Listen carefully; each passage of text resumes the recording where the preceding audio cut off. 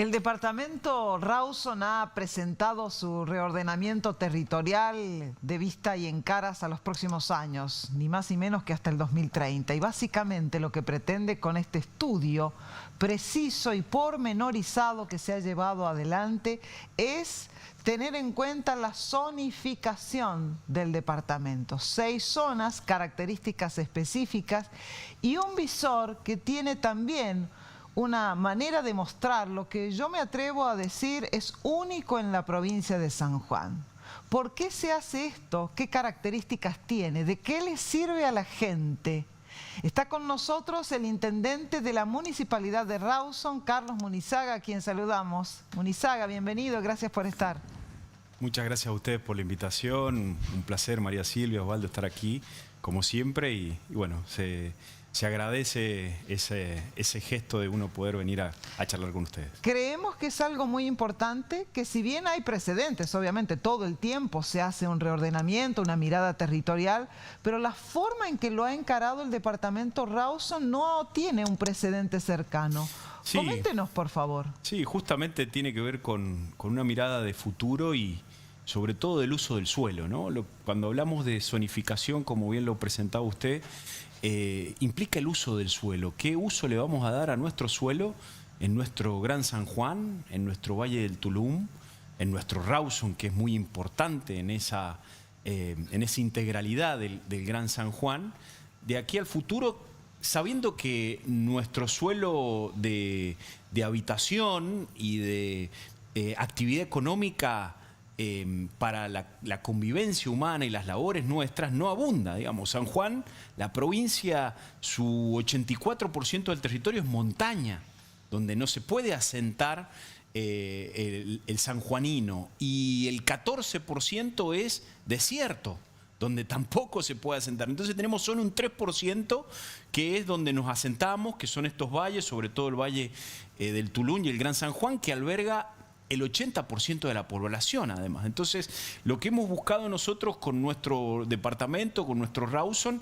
es darle esa mirada técnica de ese uso que se le va a dar a nuestro suelo, de cuidar nuestra zona agrícola, de expandir nuestra zona residencial, armonizando ese desarrollo productivo, de pensar en las zonas industriales y de servicios, de cómo se va a expandir nuestra zona comercial también, y que eso, bueno, tiene que ver con inversión, tiene que ver con dónde se van a asentar próximos barrios, loteos, y dar previsibilidad a ese proceso de crecimiento que además ha demostrado en los últimos años que ha crecido en un 60% nuestra población y nuestro asiento habitacional. Casi se triplicó el asiento habitacional en el departamento Rawson en los últimos 15, 20 años y se duplicó la población.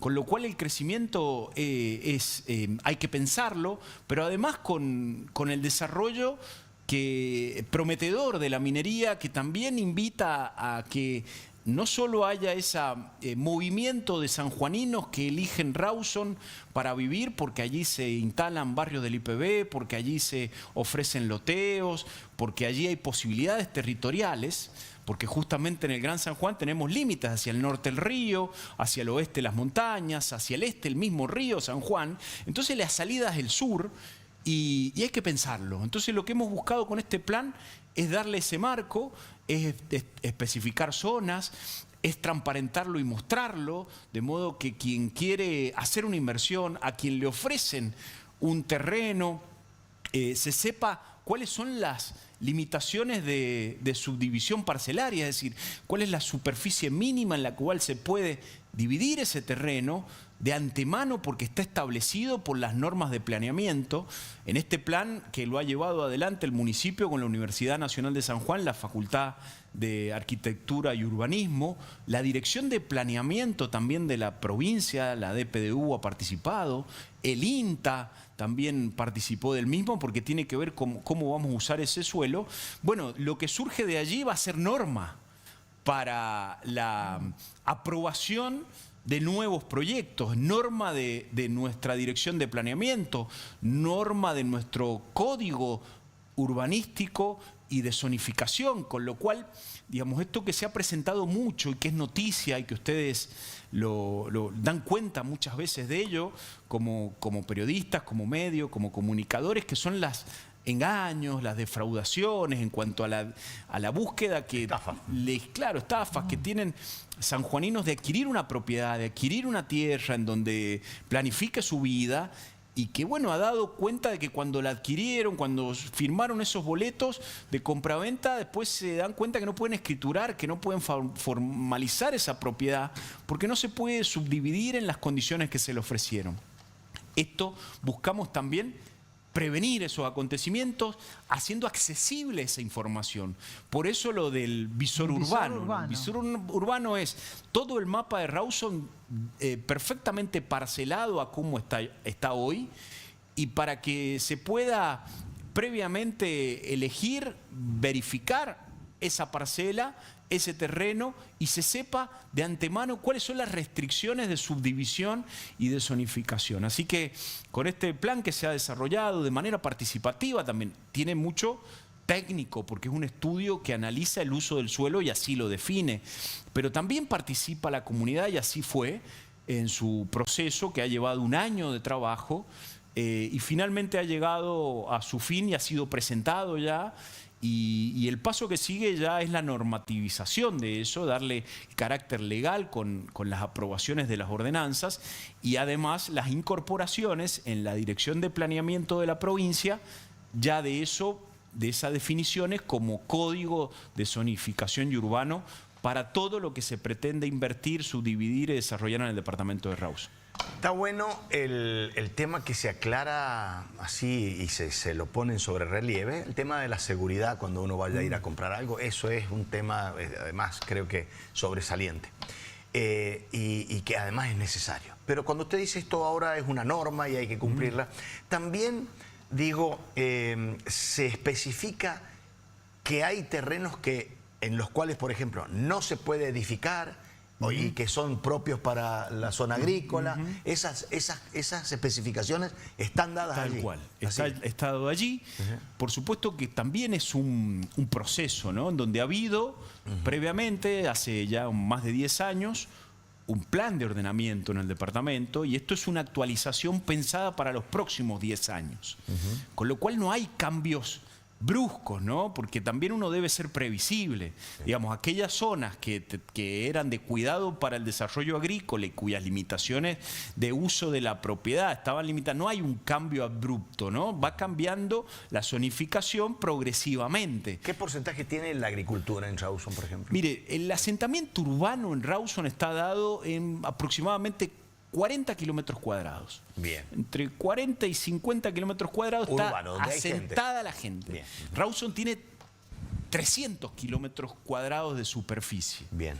Es decir, que hay 250 kilómetros que algunas son tierras cultivables porque tienen acceso al regadío y al agua. Ahí está, básicamente en el Médano de Oro, está nuestro pulmón hortícola, diría de la provincia de San Juan, ¿no? De ahí surgen las frutas y las hortalizas, en gran parte que consume el sanjuanino y que además se produce para abastecer mercados nacionales e internacionales.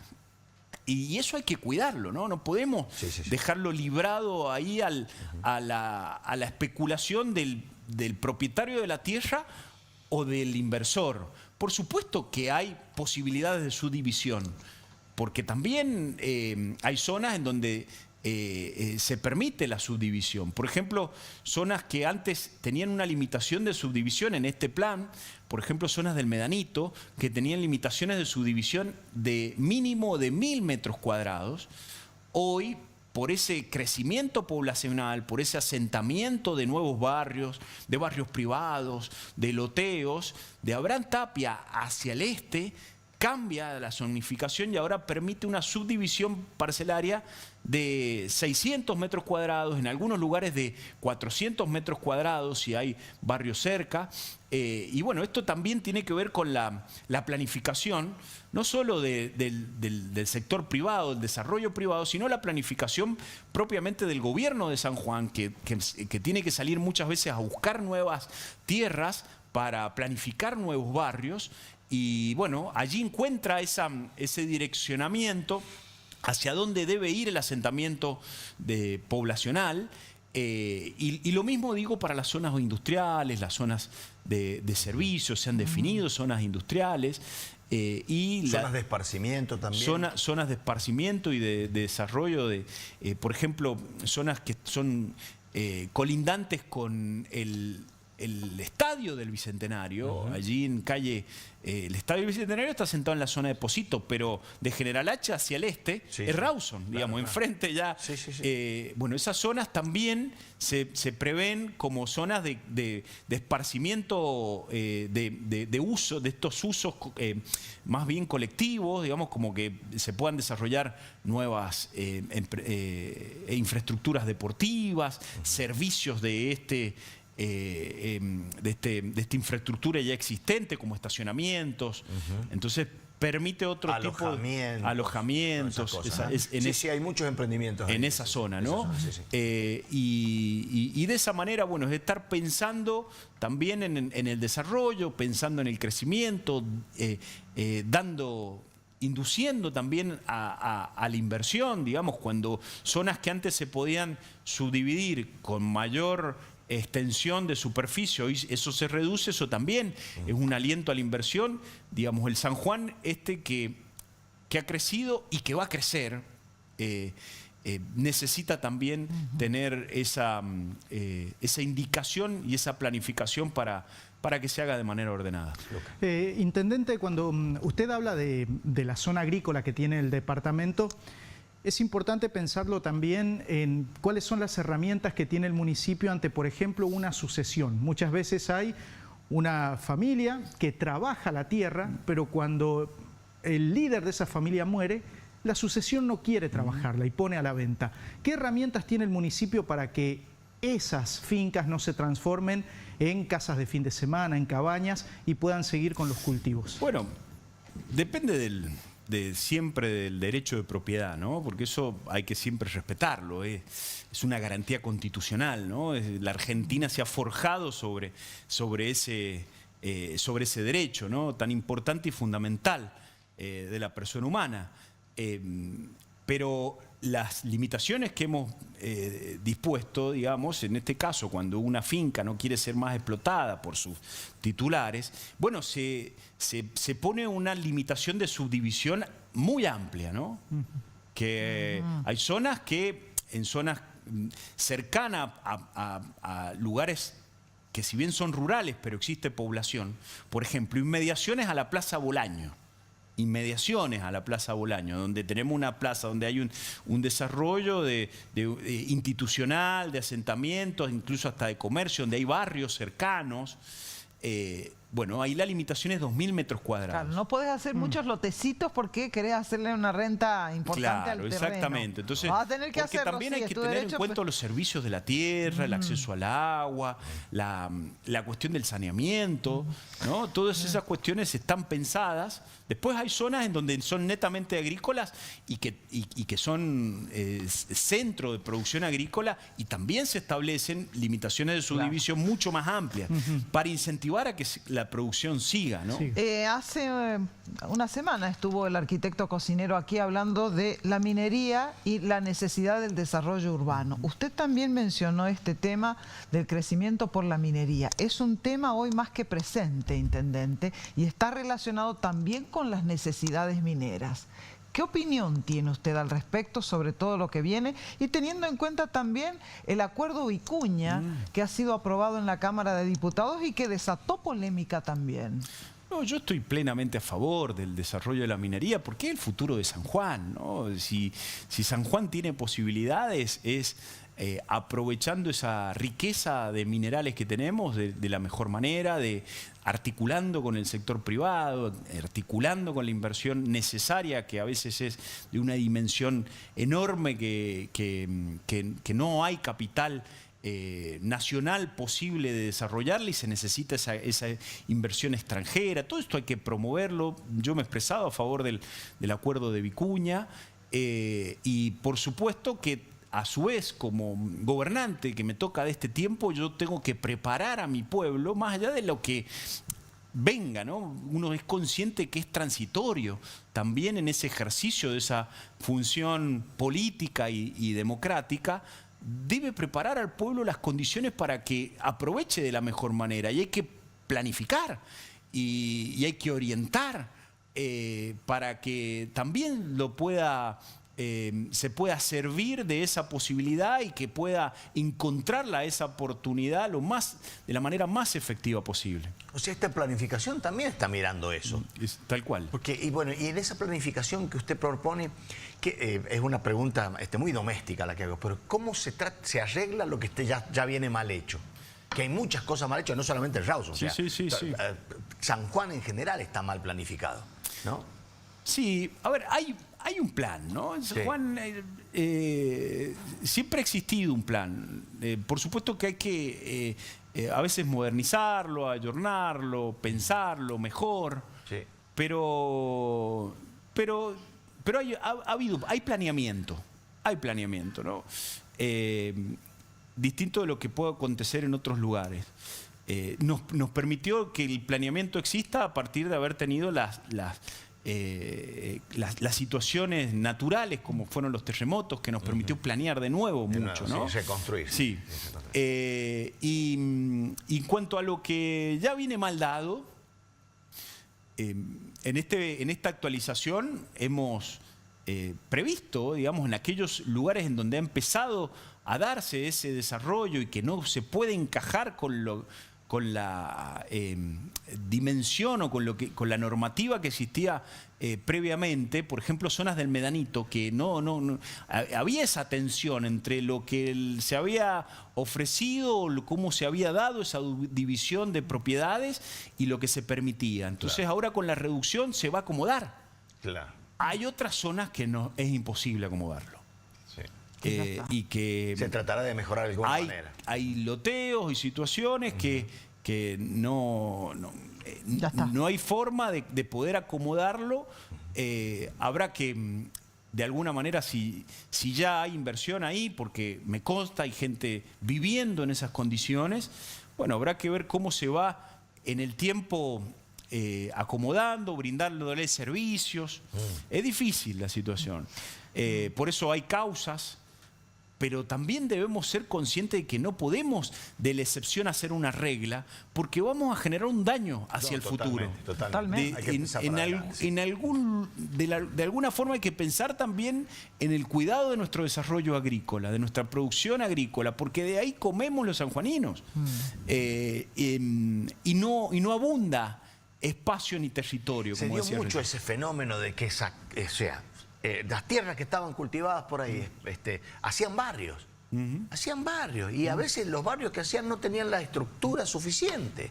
No pasaban los servicios. A eso me refería recién. Bueno, ahora tenemos muchísimos problemas en el departamento en ese sentido. Porque después, si bien tal vez no pueden escriturar, no lo resuelven desde la formalidad, pero están viviendo. Claro. Entonces demanda servicios que no están llegando a ese lugar, ni de electricidad, ni de agua, que es lo más básico, ni hablar de cloacas. Si no llega el agua potable no puede llegar la cloaca, ni de pavimento, ni de alumbrado público.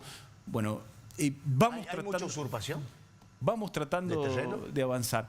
No tengo denuncias en ese sentido y tampoco se han forjado nuevos asentamientos. Bien. En este sentido somos muy cuidadosos. Está trabajando con lo que está. De esa situación. Lo llevo al ámbito político. ¿Qué análisis hace usted en relación a que el año que viene hay elecciones generales? ¿Usted va por la reelección en el departamento Rawson? ¿Qué cree que debe hacer su partido político, el peronismo, a nivel provincial y nacional? Bueno, es una pregunta obvia y lógica de una periodista tan destacada como usted, digamos. No, sin lisonja. No, pero que por eso sonrío, ¿no? ¿Qué vamos a esperar de María Silvia? No te ibas a ir así nomás. Pero además tiene todo su derecho, ¿no? Mire, te lo pregunta tan dulcemente, ¿viste? Como diciendo, es una institución. es una ley. De la provincia, Claro, ¿no? El prestigio de su reputación justifica todo, Claro. ¿no? Pero ni siquiera tenemos definido la fecha de las elecciones, ¿no? Ni siquiera tenemos definido ni el sistema electoral que va a haber. Entonces yo en eso le voy a pedir a María Silvia que me permita postergar definiciones ahí porque todavía falta, ¿no? Y todavía tiene uno mucho para dar, mucho para ejecutar, mucho para resolver, mucho para demostrar si ha cumplido con ese mandato que se nos ha dado, si uno ha sabido navegar en este tiempo difícil de mucha limitación, tiempos de tormenta, si igual se las ha rebuscado para poder hacer, para poder responder, para demostrar de que hay un gobierno municipal trabajando en acción, planificando, pensando en el futuro, resolviendo los problemas y haciendo, sobre todo haciendo. Así que en ese sentido creo que me falta mucho por dar todavía. En cuanto a su partido en el ámbito provincial y en el ámbito nacional, ¿quién, por ejemplo, a su criterio debería ser el candidato a presidente? Mire, déjeme definirle por cómo se podría resolver en base a lo que uno va viendo. A nivel nacional hay una regla que está dada, que se quiere modificar, pero veo difícil que se modifique, que son las PASO. Con lo cual creo que la candidatura del peronismo a nivel nacional se va a definir en una interna abierta, se va a definir en una PASO, y creo que es el mejor legitimador y de la mejor forma que se pueden resolver esas tensiones internas que hay en el justicialismo y además fortalecer a quien gane desde ese lugar y desde ese proceso. En San Juan es distinto, esa regla no está, no existe, fue derogada,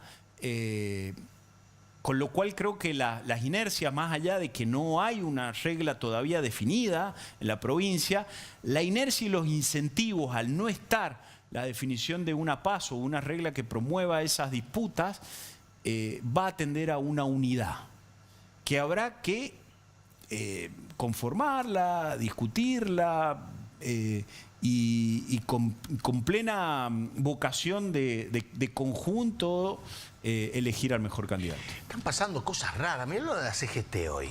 Ganó Cabello, va a ser 22 años, pero también perdió. O sea, viste, gana, pierde, una cosa rara.